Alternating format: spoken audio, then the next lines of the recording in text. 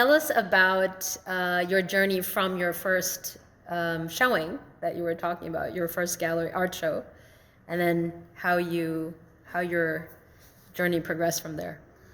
Okay, my first art show was great. My mom was alive then, my grandmother was alive, and it was a really, really, really good show. And from that show, I got into doing festivals, art festivals. And I started doing art festival with an organization called Pacific Fine Art Festivals that was organized and operated by a lady by the name of Judy Cunningham. And we would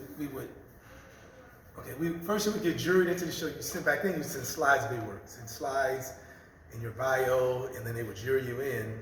And then each year they send you out a show list, and you pick out the cities that you want to go to.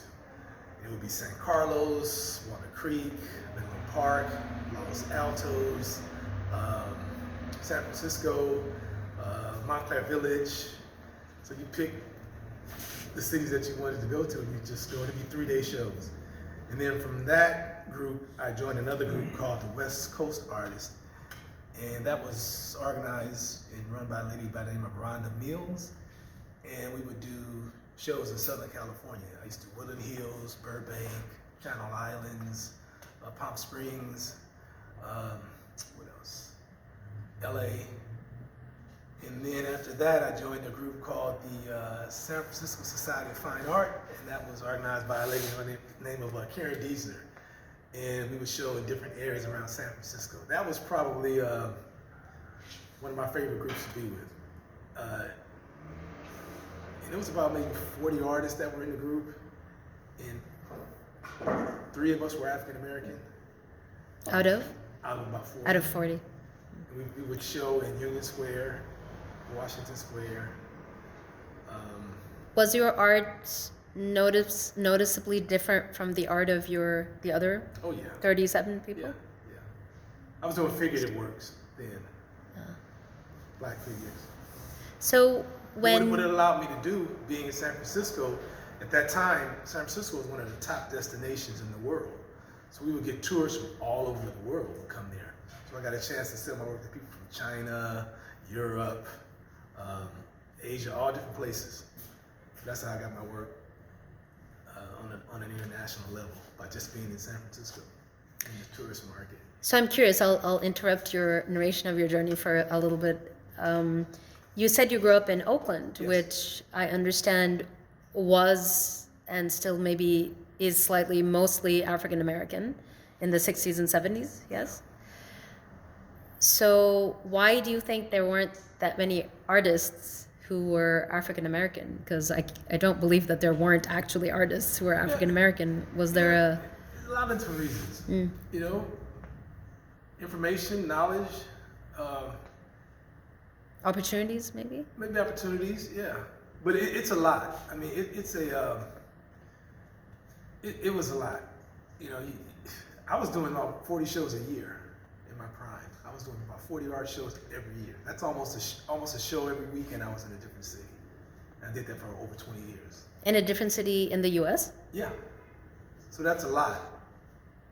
Looking back, it was a lot, but I was a lot younger. But I had a cargo van.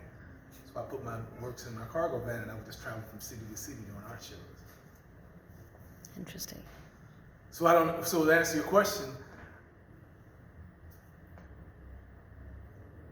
I don't know why it was.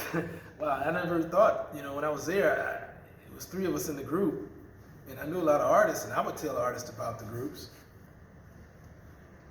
But I don't know if they had a recruitment type of thing. You know, it's like I found it through networking. That's how I found the group. They didn't come and seek me. I would have found them and joined.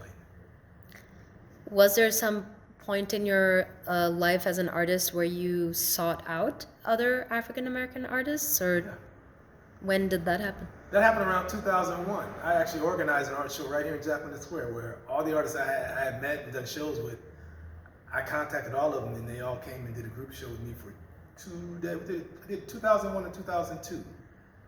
They were all African American All African artists? American. They were all friends of mine. It was about 50 of us, and we all did a show right on the line here in Jackson Square. Was it uncommon in 2001 to do something like that?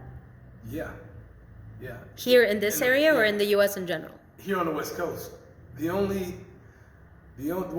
that time the largest African American fine arts show was in Los Angeles, in Baldwin Hills. That was the largest group of artists west of the Mississippi back in the 90s. That was at the time when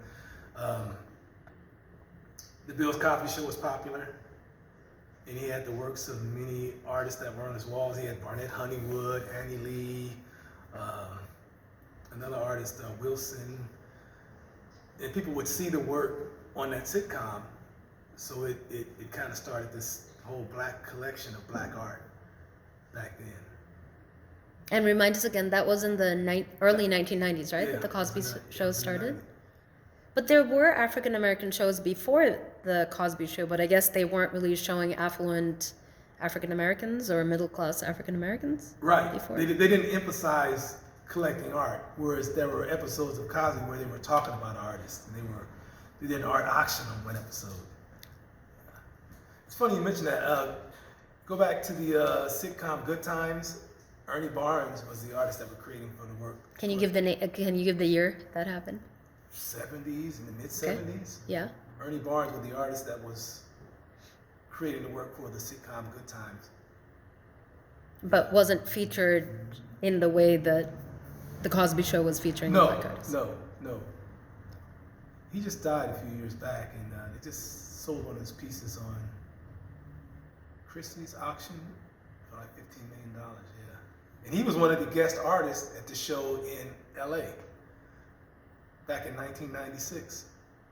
Yeah. So it's interesting that you mentioned the Cosby Show and the art that was portrayed on it. Do you think that made a noticeable difference? Oh, for sure. Yeah, people would seek the work that was on the show. People would seek those artists. And in LA back in the 90s, at Baldwin Hills, the artists that you saw on the Cosby Show were at the mall at this group show. They were there selling their works. So some of it is, or I guess a lot of it is about exposure. Oh, right? sure. As an artist, I mean, you can create. I think we were having this discussion earlier. You can create something, but whether people know about it, whether people see it, has to do with exposure to the public. Right. And that show gave a lot of exposure. And what happened after you organized that African American show here in Jack London Square with your friends in 2001 and 2002? That's when I discovered I wanted to just be an artist. I didn't want to be a curator, because I organized and it was a lot of work. I'm an artist myself, but it was a challenge for me to work with other artists. Can you elaborate a bit? Artists, from the ones my experience, it was a lot. It was a lot. Because it's administrative things, or because it's interpersonal? That, interpersonal, attitudes, it's just over where you're gonna be, what spaces over here. It was just a lot. Because you have to put people in certain spaces, and if they're not happy, they may ask you, can I move over here? Or why is this person there? Why is this person in the show over here? How come I didn't get in this one? It was just a lot. I was like, you know what? I'm an artist. I'm not a curator. It's true. I I hadn't really thought about that aspect of it. Yeah. If you don't have time to do your craft, Right. and Yeah. you're involved in organizing things, those are two different things. That's a whole different ball game. So then, where did you, apart from knowing that you didn't want to be a curator, after that experience with your African American peers, how did you keep connecting with the African American artist community or other artist communities? Did you seek other types of minority artists, or how did that progress after that? I just started back doing art shows. I just packed my van and hit the road. I would drive from here. I would leave here on a Monday, and I would drive from here to New Orleans to do the Essence Music Festival in New Orleans. So I'll give myself enough time. I need to stop in LA, stop in Arizona, because setup would be like Thursday or Friday. So I get to New Orleans and set up at the Essence Music Festival, and then that would be a 3-day show, and I would leave New Orleans and I would drive to Chicago. From New Orleans, I would stop in Memphis. So the music show was exhibiting art as well? Yeah, they had a whole separate space for visual artists. For any type of visual artist or only African American visual artists? Only African American. I see. Okay. So I would leave New Orleans and drive to Chicago, and I would do a 3-day show there on Michigan Avenue. And that was a huge show. It was like 150, 200 artists in this one plaza. And it'd be maybe 4 of us that are African American. What is that show called? Is it an annual? It was called, it was called, let me get it right. Chicago, Michigan Avenue Fine Arts Festival, something like that. It was produced by a guy by the name of Howard Allen, called Howard Allen Events. And he would do shows in Chicago, Florida, and Denver. So once I'd leave Chicago, then I would drive to Evanston, upstate Chicago, and I'd do a 3-day show there, and I'd leave Evanston and drive to Lake Tahoe and do a 3-day show at Kings Beach, and then I would drive home. I'd be on the road for about a month. Those were good times.